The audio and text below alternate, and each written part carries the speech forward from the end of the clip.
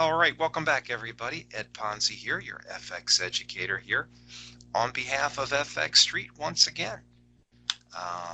We had a really interesting first session. We really focused on the Japanese yen during that session, laid out a trade in the dollar yen, a trade setup, and did some analysis on the yen.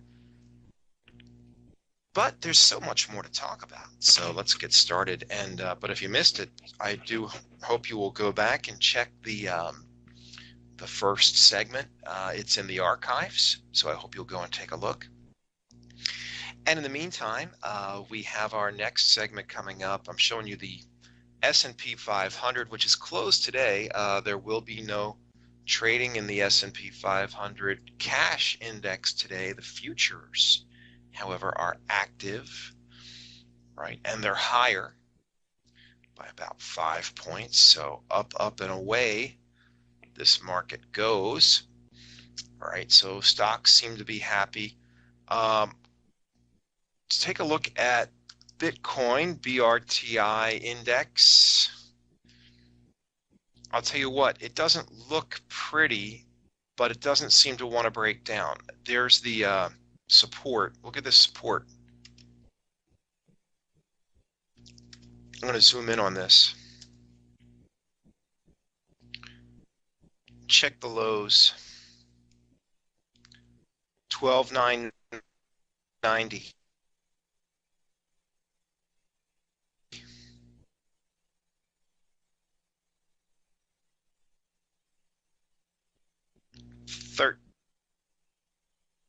13,013.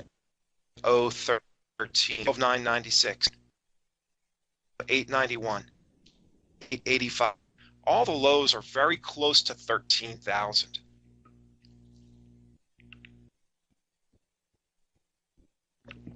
It seems like somebody's buying up Bitcoin at 13,000. This has the look of a negative pattern, a sort of a, bearish, like a descending triangle. And you could draw it this way, or you could draw it this way.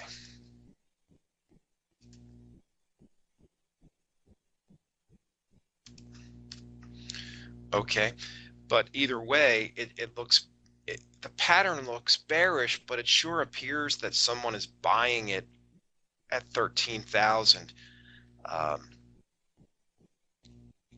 I don't know, man. I wouldn't go against it. The problem I have with going against Bitcoin is this. It was up so much last year, right? So I don't know about what country that you may be in if you're listening, but I will explain to you that in the US, if you push your gains into 2018, in other words, maybe you may have made a lot of money in Bitcoin in 2017. And our tax laws are changing for 2018. The tax rates are going to be lower in 2018. So almost certainly you would want to push your sale. You would want to wait till 2018 and then sell. So I would think that a lot of the selling that we've seen recently is probably due to delayed selling.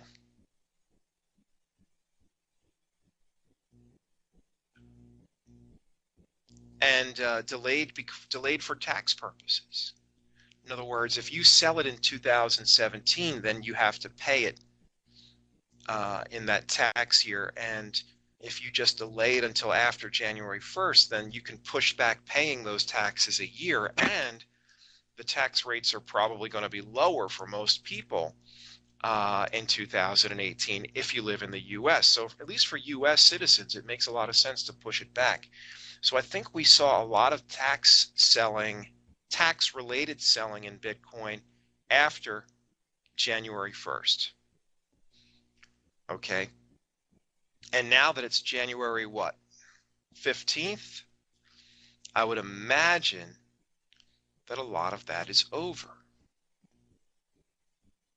So even though that's a bearish pattern, I wouldn't be surprised if it doesn't break down, because I think the people who were waiting to sell have now sold. What is Ripple? Is that the one to buy? I don't know if it's the one to buy, but I do know that a lot of money has moved away from Bitcoin and into things like Ripple and Ethereum. And people are excited about Ripple because like Bitcoin is the outsider.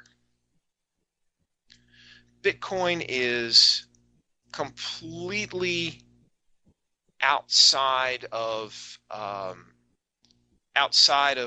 the establishment.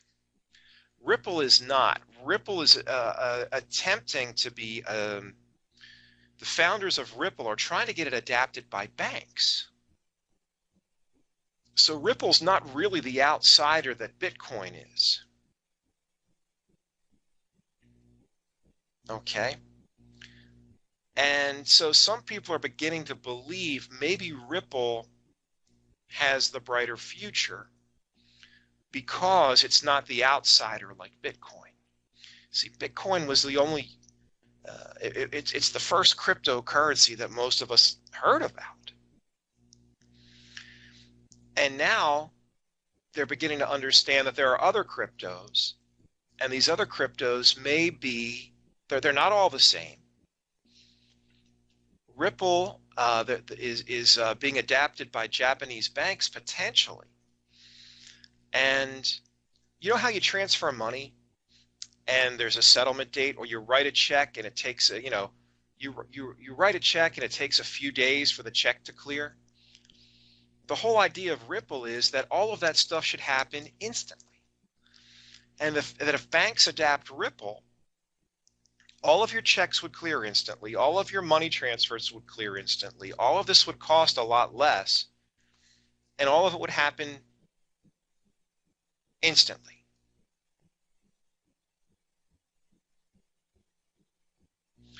So that's the theory. So that's the theory that makes Ripple intriguing. But what makes Bitcoin intriguing is limited supply and scarcity. Supposedly, there are only going to be 21 million Bitcoins. Ripple, I have no idea how many Ripple coins, or I have no idea how many of them there are going to be, or if there are going to be a limited supply. So I really don't know, and I'm not really that's all I really know about it. I'm not really the expert on it. But why is Ripple not moving up though? I don't have a Ripple chart. Sorry. Why is Ripple not moving up? Again, it's supply. Like the reason why Bitcoin, each individual Bitcoin is worth so much is because there are so few Bitcoins. Okay, there are only going to be 21 million Bitcoins in the entire world. I don't know how many Ripples there are, but I think it's a lot more than 21 million. Okay, does that make sense? It's, it's supply and demand. If you only have very few of an item, then each one of that item is worth more. If you have a whole lot of an item, each one of it is worth less. So I don't know how many Ripple coins there are, but I think it's a lot more. I think there are a lot more Ripple coins out there than there are Bitcoins, and that's why it doesn't move the same way. Okay? Just Googling it right now. How many Ripple coins? I don't even know if that's what they're called. But scarcity is what makes Bitcoin interesting. And I don't know if we have that same scarcity. I don't believe we do.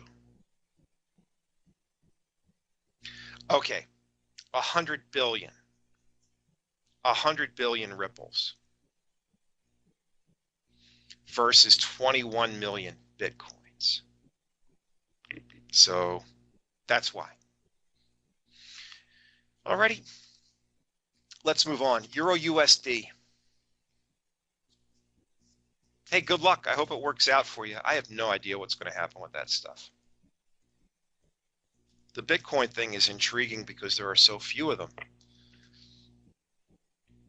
You know, but 100 billion ripples means you probably won't see it go to 1 million per ripple, right? This looks intriguing because it looks like the inverted head and shoulders. And a lot of people don't realize this, but inverted head and shoulders in an uptrend is a continuation pattern. And we may have mentioned that previously, actually, but this is a huge breakout and run here on euro. Of course, the euro is the anti-dollar. The dollar is going down hard. The euro is going up quite strongly here at the dollar's expense. And so that's kind of a big deal.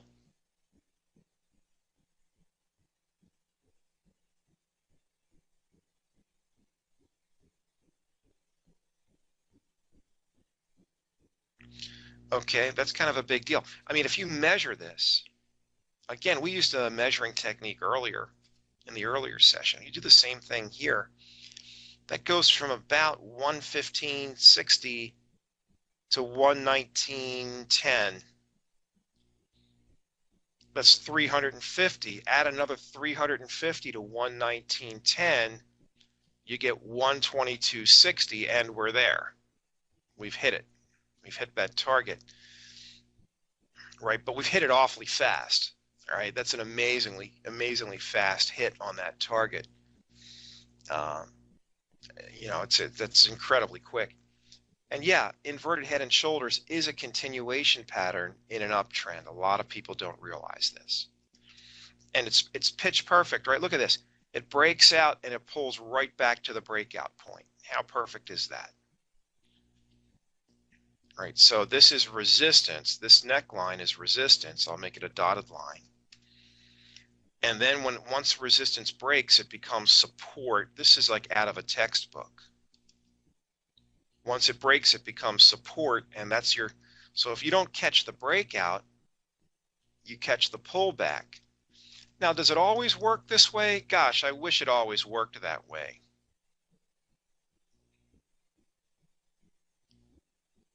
And Jones says this might be the year to buy commodities and buy Euro USD on a pullback. Actually, that's a very good point.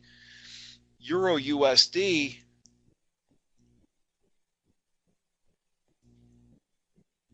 and commodities do sometimes move together.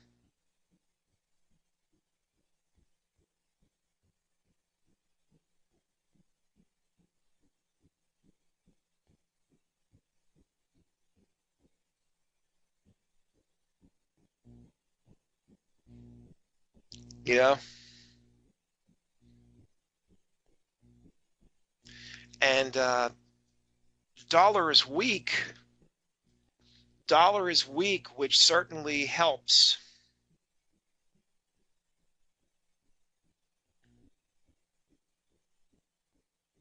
You know, weak U.S. dollar certainly helps a lot for commodities prices. Commodities prices, generally speaking, like look at gold.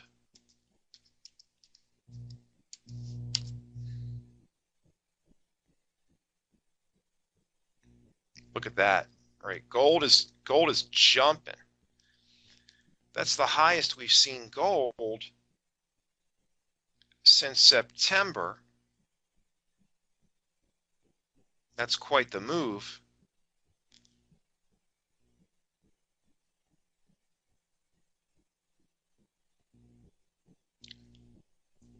Might be time to buy euro on a pullback. Might be time to buy, like, I think Aussie too. I mean, Aussie's really strong, and this is really a commodity currency. If you think about it, I mean, how about copper? We already looked at gold, which is pretty strong.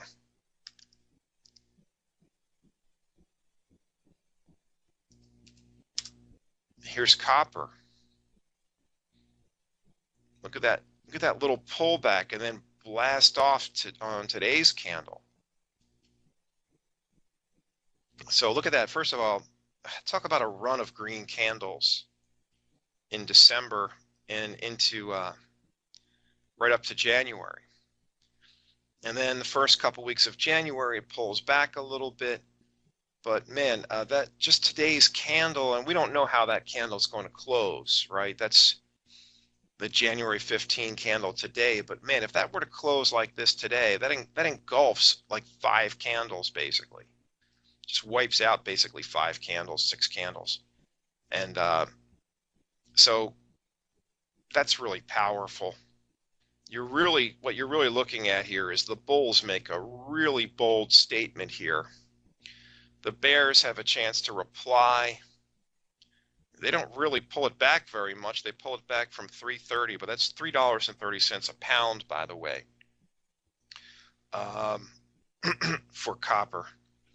It only pulls back from 330 to 320. That's really a pretty shallow pullback. And then boom, liftoff today, right? That's a pretty bold move on copper. So you got to say, man, that's got to be good for Aussie.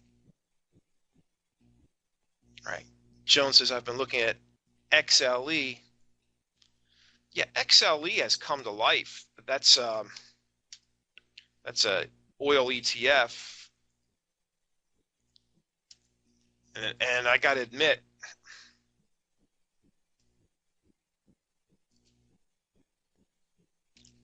here was the clue right here that we should have bought it. Look at this. There's your triangle. Right, there's your ascending triangle, and then boom, away it goes. What a beauty, right? Waited almost till the end of the year.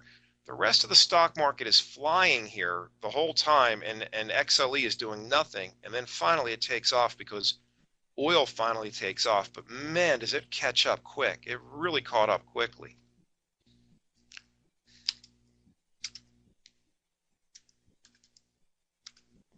Here comes oil.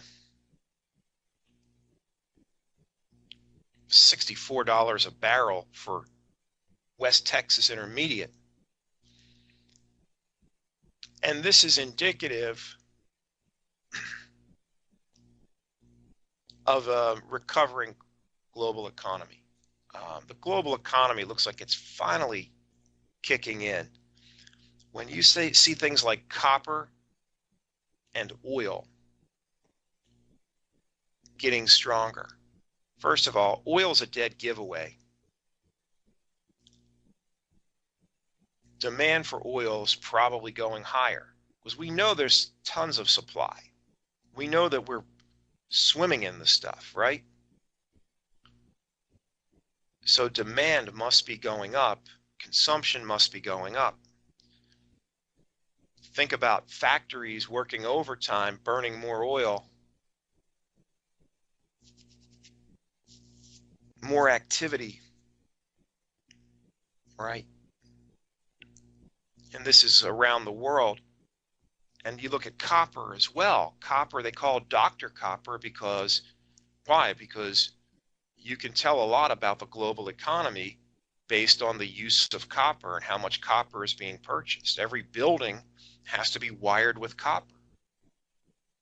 So every time they put up a building, you need copper, right? So if we're using a lot of copper, the economy is good. If we're using a lot of oil, economy is good. Good.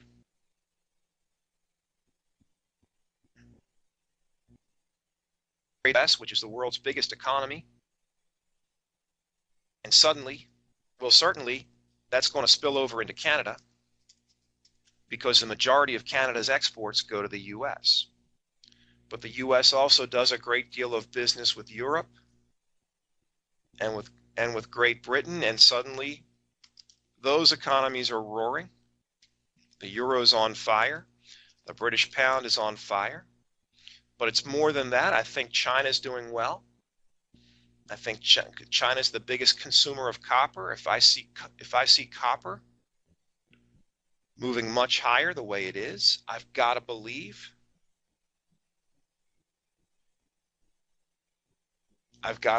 that the reason why copper's doing so well, it's got to be China. And if China's doing well, I've got to be a big believer in Australia.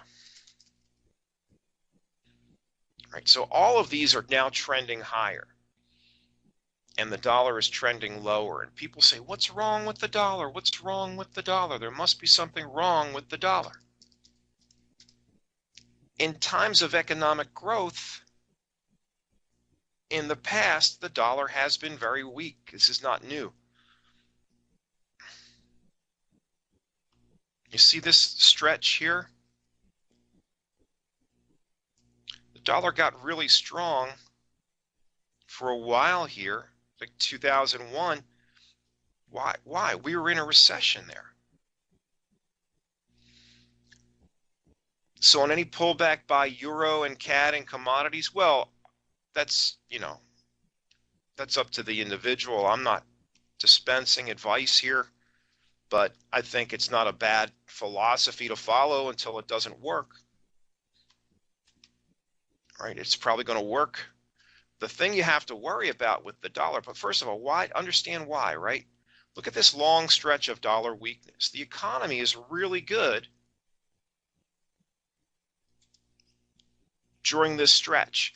We're in a recession here, 2001. This is after the dot-com bubble crashes, right? But starting in 2002, we're snapping out of it. The economy is improving. From 2002 until the end of 2007, the dollar is weak. Does everybody see that? So US dollar weakness tends to accompany a strong US economy. But what's the fly in the ointment here? Before we oversimplify things, there's 1 year in here where the dollar got stronger. Let me pick it out for you. Right there, 2005. The dollar got stronger. And it gets stronger almost from January 1st until the end of the year, and then the dollar gets weaker. So what changed in 2005? There was a different law that did not exist in these other years.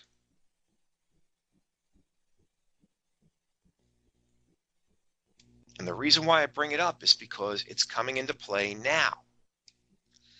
In 2005, you see, the amount of tax to bring money back to the US for companies like Apple and Google and all these companies that make a lot of money overseas, if they brought that money home, it would be taxed at 35%. That was true before 2005, and it was true after 2005. So the companies did not bring that money home. But during 2005, the rate was 5%. The tax dropped from 35% to 5% for 1 year only.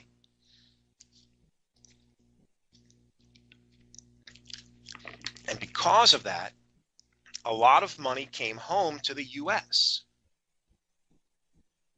And when money, and there's a saying in this business, follow the money.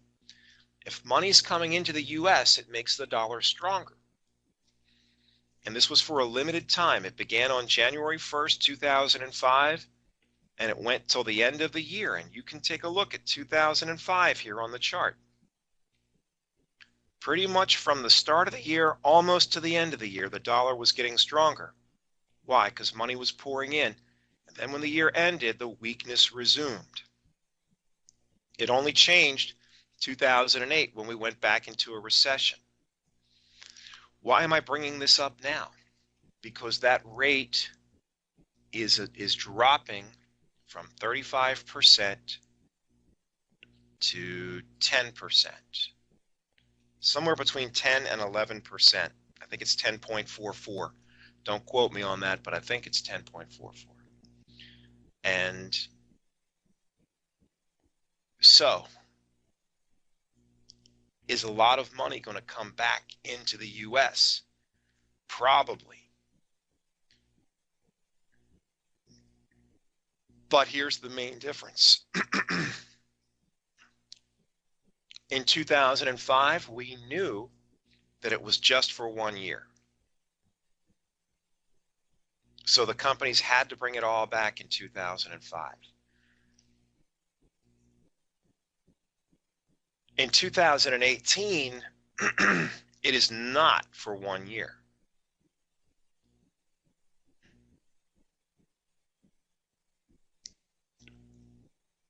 So we don't know if the money's coming back in 2018 back to the U.S. Has $250 billion, just Apple has $250 billion outside the U.S. They can bring it back, and they're going to be taxed about 10% on it. They've already set that money aside. They're going to bring it back. Other companies are going to bring their money back. There's going to be a big flow of capital coming into the U.S. We don't know when.